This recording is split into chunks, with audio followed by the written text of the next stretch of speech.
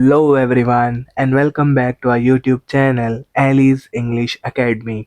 My name is Syed Ali Musa and today we are going to study about how to write a formal letter. Let's talk about formal letter. Now, I know what you are thinking. Oh no, is this some ancient ritual where we sacrifice fun on the altar of boring? Not quite. Think of formal letters as the superheroes of communication. They wear their capes, the formal tones, to sweep in and save the day. When a casual text message just won't cut it. Imagine writing to your principal like this: Yo, sir, need a day off. Got plans. Peace out.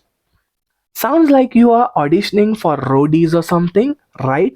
Spoiler alert, that's not the vibe we are going for. Formal letters help you sound smart, professional, and most importantly, like someone who knows that the alphabet U and the word YOU are not interchangeable. So, today, let's channel our inner business person, put on our invisible suits, and learn how to write formal letters that would make even Shakespeare say, now that's classic. Let's first see the format of writing a formal letter. The first thing that we write in a letter is the address of the person who is sending the letter. जो इस letter को send कर रहा है उसका सबसे पहले हम एड्रेस लिखेंगे. एड्रेस आएगा फॉर एग्जांपल आपका जो भी आपके क्वेश्चन में दिया गया रहेगा.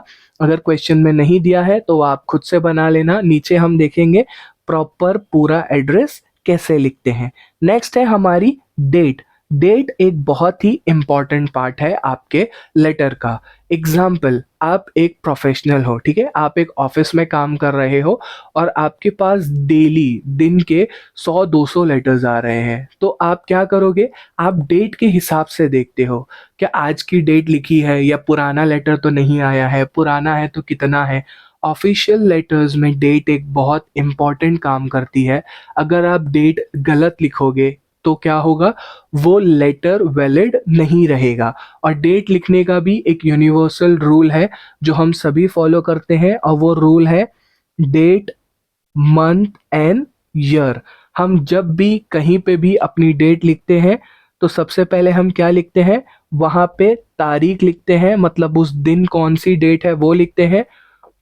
फिर कौन से मंथ की तारीख है तो मंथ लिखते हैं, और कौन से ईयर का वो मंथ है वो ईयर लिखते हैं. Okay. Next most important part, हमारे प्रोफेशनल फॉर्मल लेटर्स में डेट थोड़ी सी अलग लिखी जाती है नॉर्मल के हिसाब से. जैसे कि यहाँ पे हम लिखेंगे टुडे इज 1 Jan 2025. नॉर्मली हम ऐसे लिखते हैं. बट हम क्या करेंगे, एक इम्पॉर्टेंट चीज़ जो हम भूल गए हैं वो है ये कॉमा जो जनवरी के बाद आता है. प्लीज़ इसको ध्यान में रखना. Next is recipients address. Recipient का मतलब होता है रिसीवर, जो ये लेटर रिसीव करने वाला है. रेसिपेंट का, रिसीवर का एड्रेस आप ऐसे लिखते हो कि आप स्टार्टिंग में लिखोगे टू, और टू के बाद उस पर्सन की डेजिग्नेशन या तो पोजीशन या तो पोस्ट, वो किस पोजीशन पे है, किस पोस्ट पे है, या उसकी डेजिग्नेशन क्या है, और वो लिखने के बाद आप उसके नीचे लिखोगे pin code. Now the next most important part is the subject. Subject आपके लेटर का बहुत ही इम्पॉर्टेंट पार्ट है. जैसे कि मैंने अभी ऊपर एक एग्जांपल दिया था कि अगर आपको डेली के 100-200 लेटर्स आ रहे हैं तो कभी कभी आपको पूरा लेटर पढ़ने का मौका नहीं मिलता है. तो सब्जेक्ट है जो हमारी हेल्प करता है. सब्जेक्ट हमें बताता है कि ये जो बॉडी ऑफ द लेटर है इसमें क्या मैटर दिया गया है. तो हमेशा याद रखें, सब्जेक्ट को जितना भी शॉर्ट हो सकता है, जितना भी आप ब्रीफ कर सकते हो, मतलब जितना आप एक लाइन के अंदर उसको इजीली एक्सप्लेन कर सकते हो उतना करना. फॉर एग्जाम्पल, हमने हमें 6 दिन की लीव लेना है, बट रीज़न क्या है, तो हम यहाँ लिखेंगे 6 days लीव फॉर जो भी हमारा रीज़न है। ऐसे और एग्जाम्पल नीचे हैं जो हम आपको शो करेंगे एग्जाम्पल के टाइम पे। तो सब्जेक्ट कैसा होना चाहिए, ब्रीफ होना चाहिए, छोटा होना चाहिए बट इंफॉर्मेटिव होना चाहिए, जिससे हमें पता चल जाए बॉडी ऑफ द लेटर में क्या दिया गया है। फिर आता है हमारा सैल्यूटेशन और ग्रीटिंग। सैल्यूटेशन और ग्रीटिंग का मतलब होता है हम किसी को किस तरह से कितने रिस्पेक्टफुली वे में या मैनर में बुलाते हैं।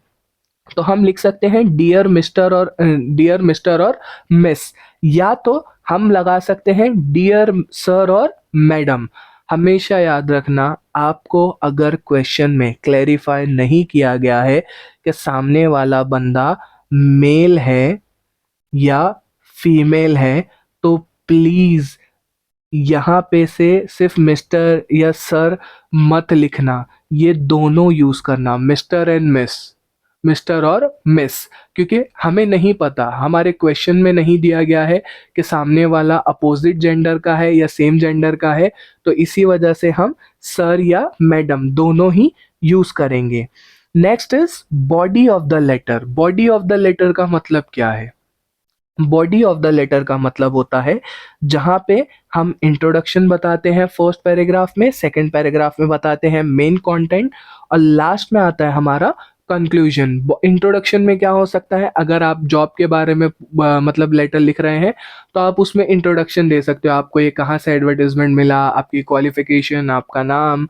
मेन कंटेंट में आ सकता है उसमें जो भी डिटेल्स दी गई होगी एडवर्टाइजमेंट में आप वो डालेंगे। कंक्लूजन में आप थैंक यू करेंगे कि उन्होंने आपको प्रेजेंट करने का मौका दिया।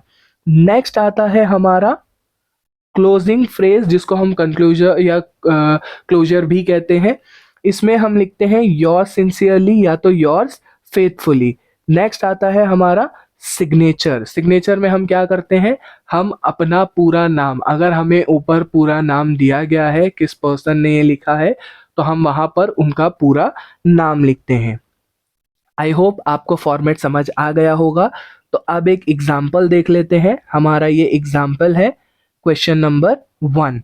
अब जैसे कि मैंने आप लोगों को कहा था, क्वेश्चन को हमेशा 2 बार पढ़ना चाहिए। पहली बार समझ के अच्छे से जिस लैंग्वेज में दिया गया है उसी लैंग्वेज में पढ़ेंगे। सेकंड टाइम हम उसको अपनी पर्सनल जो भी हमारी मदर टंग है उसमें पढ़ने का, उसमें समझने का हम ट्राई करेंगे।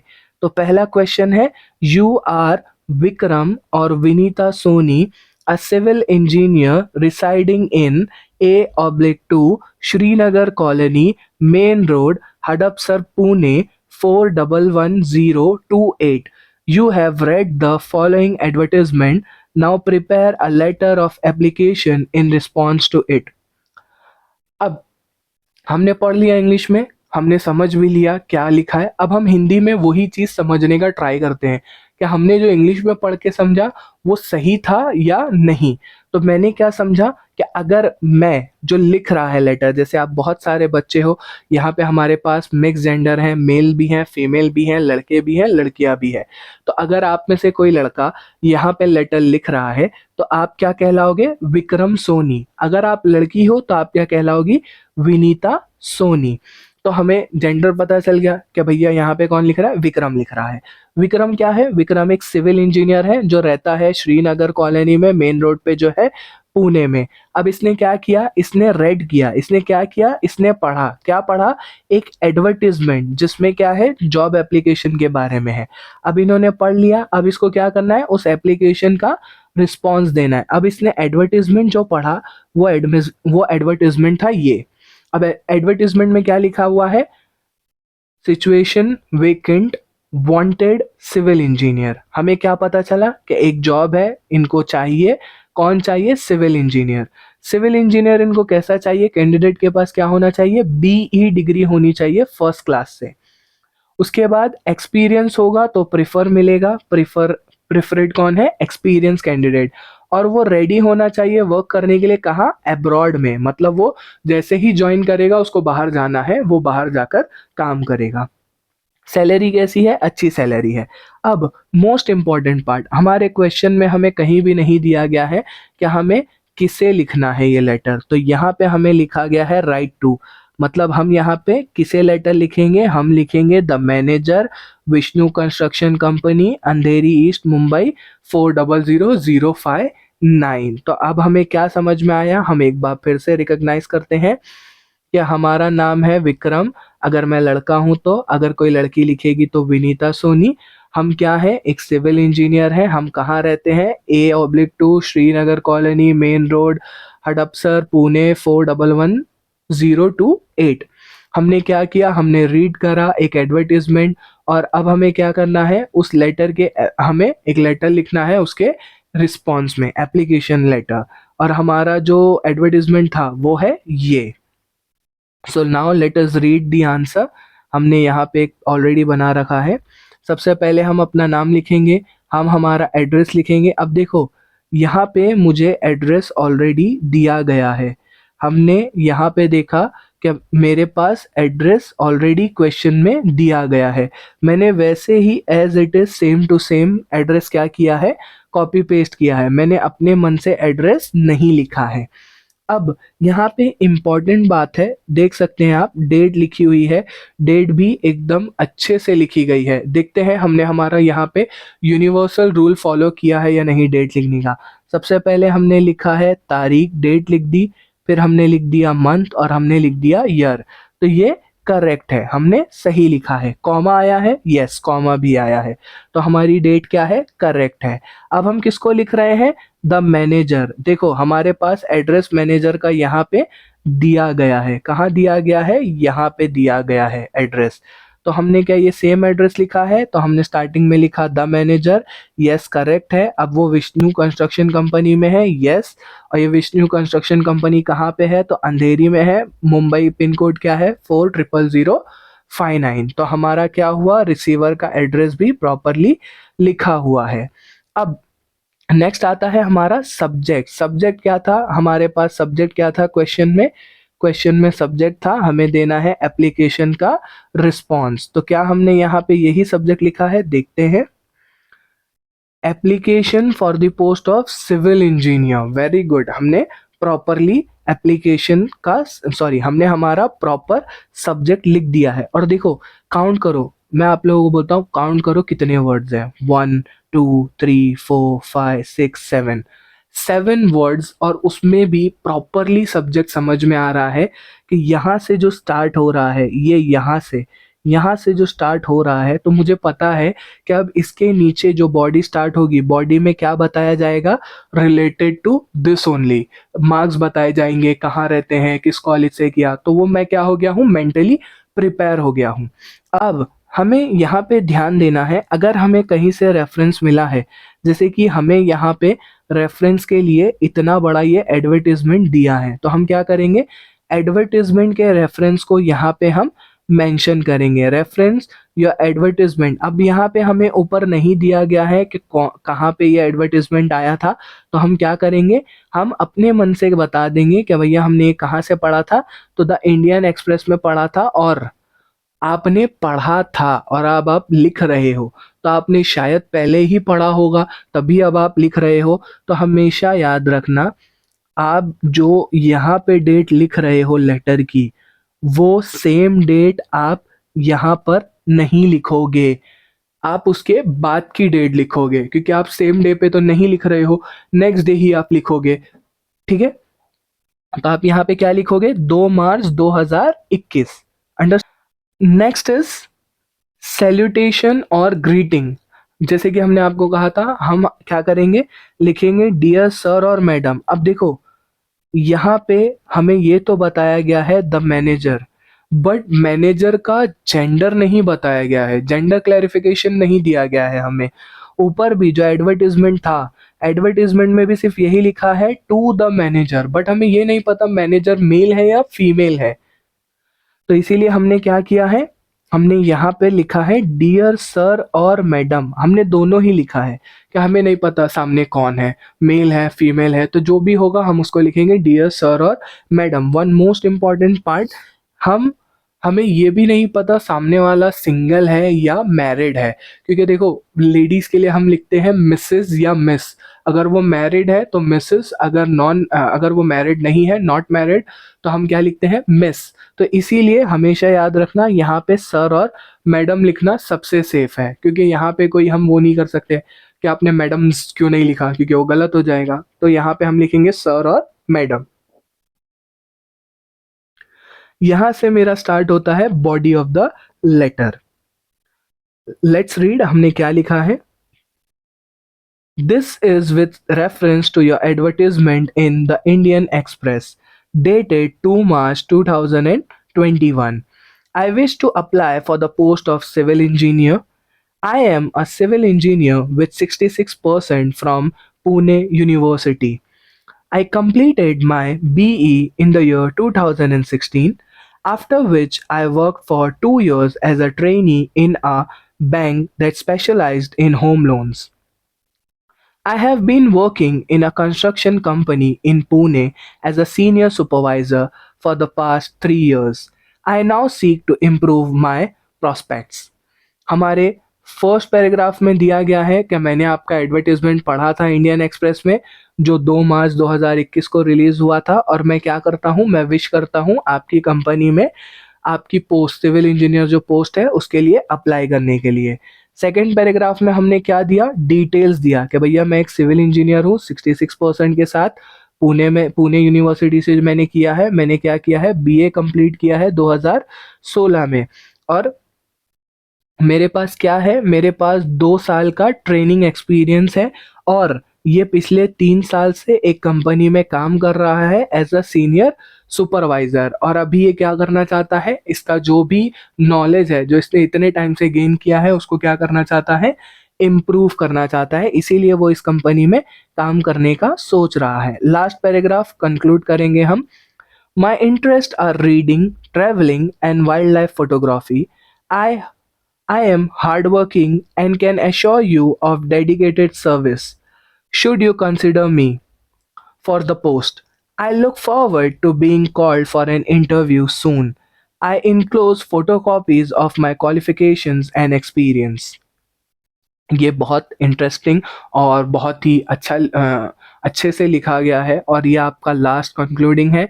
इसमें हमने बताया हमारी हॉबीज़ क्या है, और सबसे इम्पोर्टेंट हमने ये बताया कि हम बहुत ही ज़्यादा डेडिकेशन से काम करेंगे, और सबसे मोस्ट इम्पॉर्टेंट पार्ट हमने यहाँ पे एकदम सिंपल सीधे बोल दिया कि भैया मैं आपके कॉल के लिए वेट कर रहा हूँ, कि अब मैं आगे देखता हूँ, मैं ये सोचता हूँ कि आप मुझे कॉल करोगे इंटरव्यू के लिए सून। तो ये बहुत ही इंपॉर्टेंट लाइन है, अगर आप चाहें तो आप भी लिख सकते हैं, because this is very important. एक अच्छा इंप्रेशन छोड़ता है कि बंदे को अपने ऊपर कॉन्फिडेंट है उसके क्वालिफिकेशन पे कि हम उसको कॉल करेंगे ही।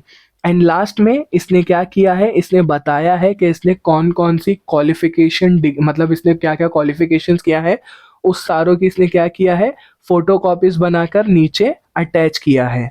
ये हो गया इतना। फिर आता है हमारा कॉम्प्लीमेंट्री क्लोजर जो हम ख़त्म कर रहे हैं, थैंक यू योर्स फेथफुली, हमने हमारा नाम लिख दिया। अब एंड में आता है जो हमने यहाँ पे कहा था फोटो कॉपीज़ का, तो हमने क्या किया, इंक्लूडिंग फोटो कॉपीज़ काय की, डिग्री सर्टिफिकेट की और एक्सपीरियंस सर्टिफिकेट की। तो ये है हमारा फॉर्मेट और एक एग्जाम्पल कि हम कैसे लेटर लिखते हैं। सबसे पहले हम लिखते हैं सेंडर का एड्रेस, फिर हम लिखते हैं डेट, फिर हम लिखते हैं रिसीवर्स का एड्रेस, मतलब जो रिसीव कर रहा है उसका एड्रेस। उसके बाद हम लिखते हैं सब्जेक्ट, अगर हमें किसी ने कोई रेफरेंस दिया है तो हम लिखेंगे रेफरेंस।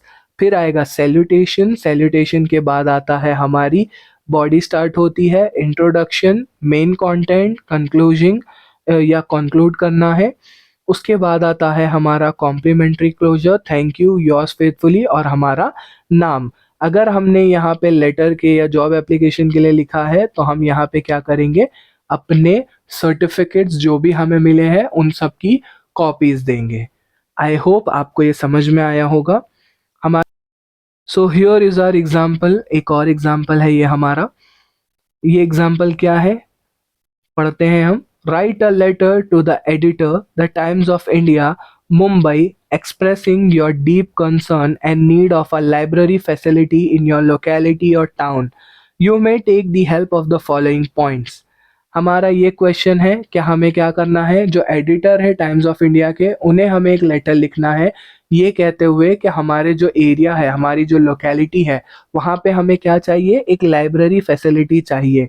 तो उसके लिए हमको एक लेटर लिखना है, बट लेटर में हमें ये जो पॉइंट्स दिए गए हैं इनकी मदद से लिखना है। So this is your question. आप, ये मैं इसका आंसर नहीं दिखाऊंगा, ये आंसर आप खुद बनाओगे। At the end, at the last of the video, मैं इस आंसर को पोस्ट करूंगा, बट विदाउट विदाउट लुकिंग। आपको एक बार ट्राई करना है खुद से लिखने का।